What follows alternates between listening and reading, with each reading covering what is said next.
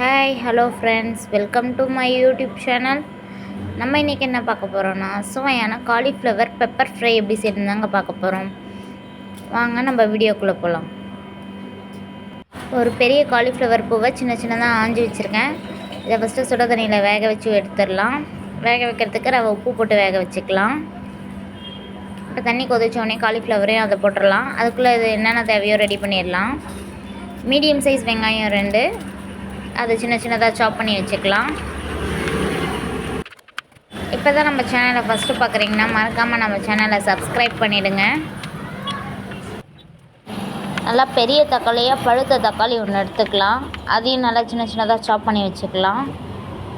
இப்போ கடாய் காய வச்சு கடாய் காஞ்சதும் எண்ணெய் ஊற்றுங்க.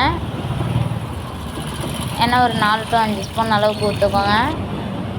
எண்ணெய் காஞ்சதுக்கப்புறம் அதில் 1/2 டீஸ்பூன் அளவுக்கு சோம்பு, நம்ம சின்ன சின்னதாக சாப் பண்ணி வச்சுருக்க வெங்காயம் எல்லாம் போட்டு நல்லா வணக்கி விடுங்க. இது கண்ணாடி பதம் வர வரைக்கும் வணங்கினா போதும்.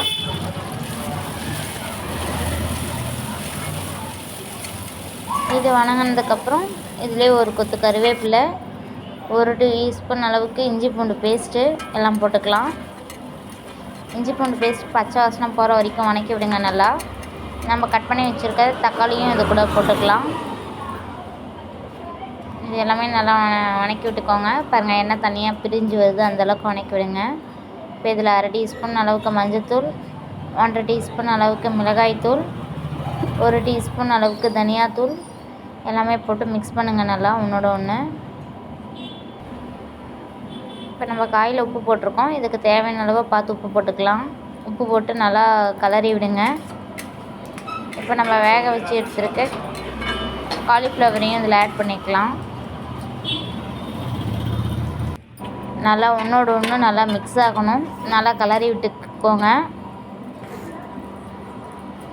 கலரி விட்டு இதில் 1 கிளாஸ் அளவுக்கு தண்ணி ஊற்றிக்கோங்க.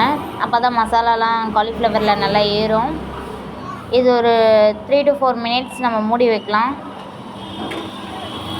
இப்போ ஓப்பன் பண்ணி பார்த்தோம்னா நமக்கு அந்த தண்ணியெலாம் அப்சர்வ் ஆகி இப்படி இருக்கும். இதில் 1 டீஸ்பூன் அளவுக்கு மிளகுத்தூள் லாஸ்ட்டாக தூவிக்கோங்க. மிளகுத்தூள் தூவி நல்லா கலரி விட்டுக்கோங்க. ஃபைனலாக கொத்தமல்லி போட்டுக்கோங்க. நமக்கு சுவையான cauliflower pepper gravy ready. This video sponsored by BuyMode shopping app. BuyMode e-shopping application is one of the online shopping app now available on Play Store and App Store. BuyMode e-shopping. For more information descriptionல link கொடுக்குறேன், check பண்ணி பாருங்கள். இந்த video உங்களுக்கு பிடிச்சிருந்தா like பண்ணுங்கள், share பண்ணுங்கள், comment பண்ணுங்கள். மறக்காமல் நம்ம சேனலை சப்ஸ்கிரைப் பண்ணிடுங்க. தேங்க்ஸ் ஃபார் வாட்சிங்.